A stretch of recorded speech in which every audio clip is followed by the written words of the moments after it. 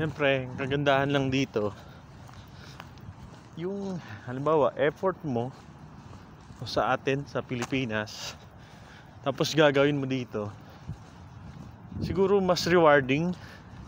Given na kasi na malulungkot ka, maho-homesick, siyempre mamimiss mo yung mga kaibigan mo sa Pilipinas. Pero kasi sa katulad ko, sa edad ko, minsan di mo na priority yung mga ganun eh. Mas priority mo na yung family mo, yung future ng family mo, tapos future nung lalo na nung anak namin. Kasi pumunta kami dito, kasama namin yung aming 10 months old son. So yun yung pinaghahandaan namin, yung magandang future para sa kanya. Marami nga lang talagang sacrifices. Pero kung do sa iba na nagtatanong, kasi may mga nagtatanong sa akin kung kumusta dito, mahirap ba? Yung iba naman, siyempre yung ini-expect nila parang ano ka na kagad eh, successful, super successful dito pagdating mo dito. Siguro yung iba na naka-direct hire, something like that. Pero katulad namin na nagsisimula sa baba, talagang mahirap. Hindi mo naman ma-apply dito yung mga tinapos mo sa Pilipinas doon sa bansa natin. Kasi dito parang hindi yung level nung studies, hindi magka-level. Yun yung parang thinking nila. Pero kung susumahin mo naman, i-analyze mo mabuti, pareho lang eh. Kung ano yung nagagawa nila, nagagawa nyo rin. Yan lang, syempre yun yung patakaran nila, kailangan nating sumunod. Ang ganda lang dito sa Canada kasi lalo dito sa province namin sa Alberta is yung discipline sa traffic, hindi ganun ka stressful. Talagang meron mang enforcer o wala, sumusunod sila sa traffic rules and regulations.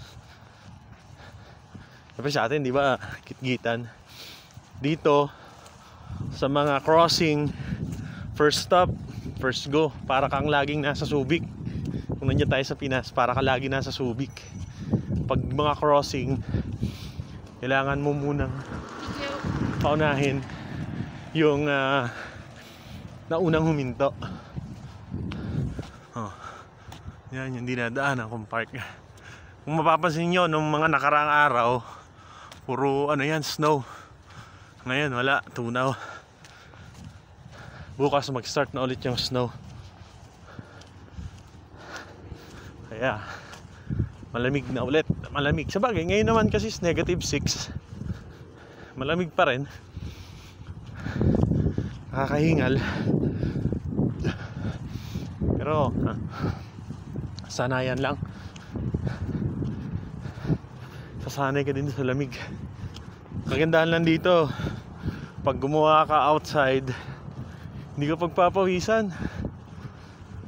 Samantalang sa mga may init na bansa, sanggala, basang-basa ka na ng pawis nun.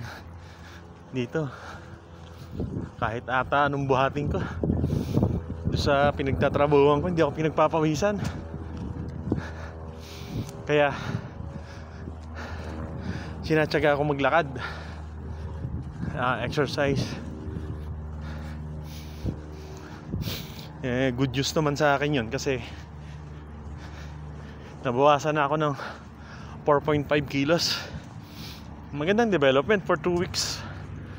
Madalang kasi akong may makasabay.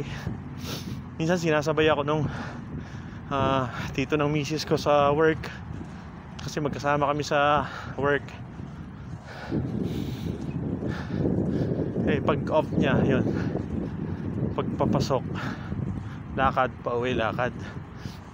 Pero pag may pasok siya, nakasakay ako.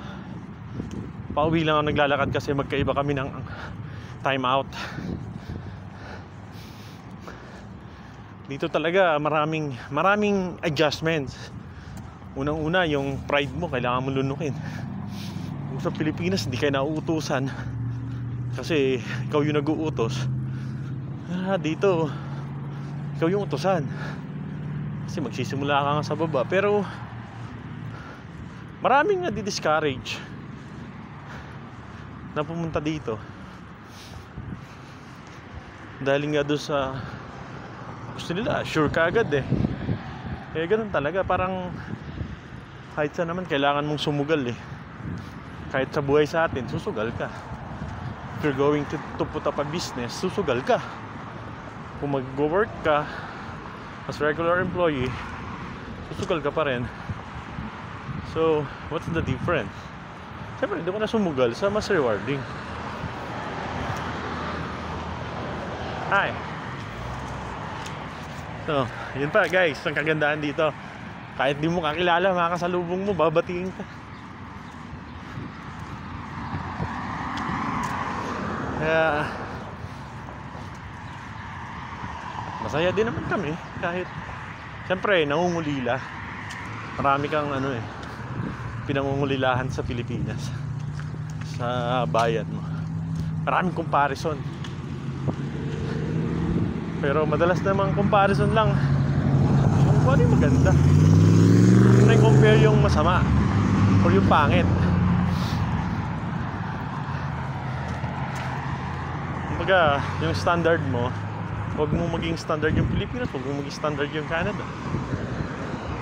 Para wala kang nadidegrade alin man doon sa dalawa.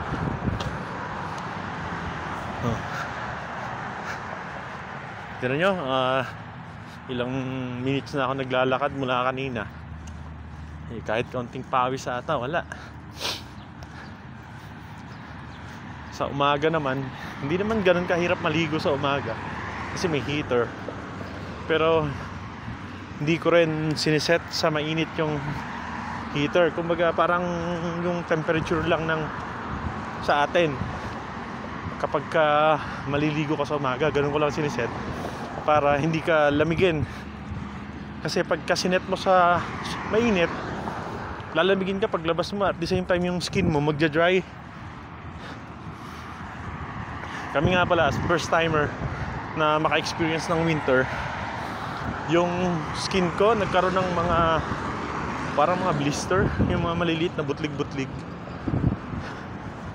Kaya tas Makati yung mga butlig-butlig na yon.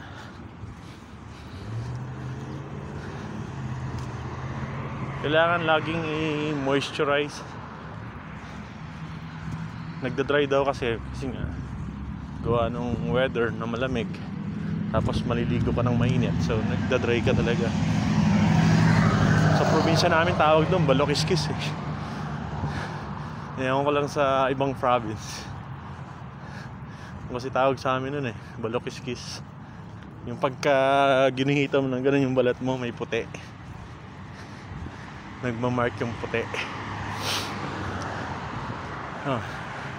Dito na siguro mula sa bahay mga 2 kilometers pa or mga ganun, 1.8 or 2 kilometers. Tapos dito yung tawiran, ikaw pipindot pagtatawid ka, pipindutin mo yung tatawiran yung pedestrian lane, pipindutin mo yung button sa poste bago ka tumawid. Ang kagandahan din dito, isa pa is priority nila lagi yung pedestrian. So that parang may yung ganyan din sa atin sa Pinas, yung BGC, priority yung pedestrian. Talagang dito minsan kahit mali ka nang tumawid, makakatawid ka pa kasi hinto sila kahit mali ka. Ayan yung pinipindot pagtatawid ka, pipindutin mo lang yan. Ayun. Tapos pag nag-white yung tao, Hindi ka na tumawid. Titigil sila. Yan. Minsan kahit green pa yan, titigil sila. Kasi yun yung rules nila. Kasi mahal ng mga ano dito, penalty. Parang narinig ko nga yung beating the red light, it parang ano, 380 or $388 Canadian dollars. So magkano na yun?